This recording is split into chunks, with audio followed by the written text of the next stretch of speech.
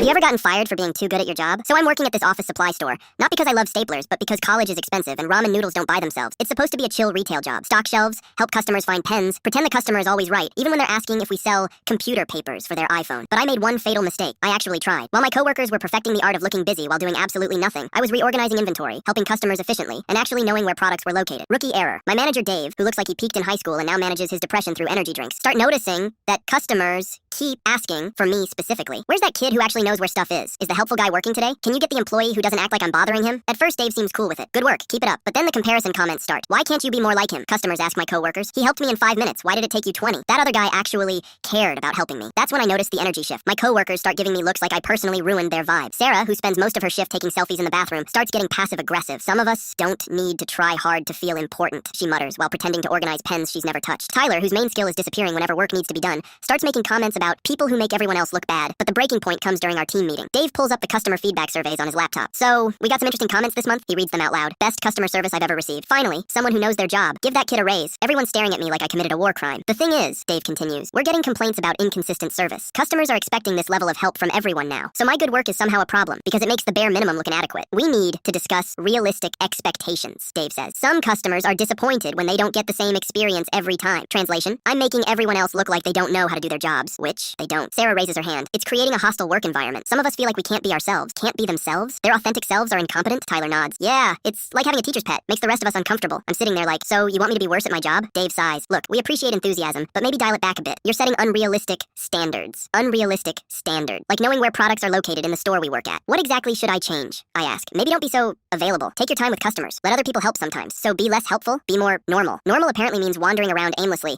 and pretending you don't know anything. I try to follow their advice. I start moving slower, acting less knowledgeable, basically performing incompetence. But customers notice immediately. What happened to that helpful guy? You used to be so good at this. Did you forget how to do your job? Now, I'm getting complaints for being too slow and unhelpful. Dave calls me into his office. We're getting negative feedback about your performance because you told me to be worse at my job. We told you to be realistic, but now customers are complaining you're not helpful enough. So you want me to be good but not too good? Exactly. I stare at him. That's impossible. Look, it's not working out. You're just not a good fit for our team culture. Team culture. Where trying is toxic and mediocrity is the goal. I got fired for being too competent at selling office supplies. Sarah and Tyler high-fived after I left. 6 months later, I heard that store got terrible reviews and lost a bunch of customers. Apparently when you fire the only person who knows how to do the job stops getting done properly. Wild concept. Now I work at a place where being good at your job is actually appreciated. But sometimes I drive past that office store just to see if their hiring signs are still up. Spoiler alert, they always are.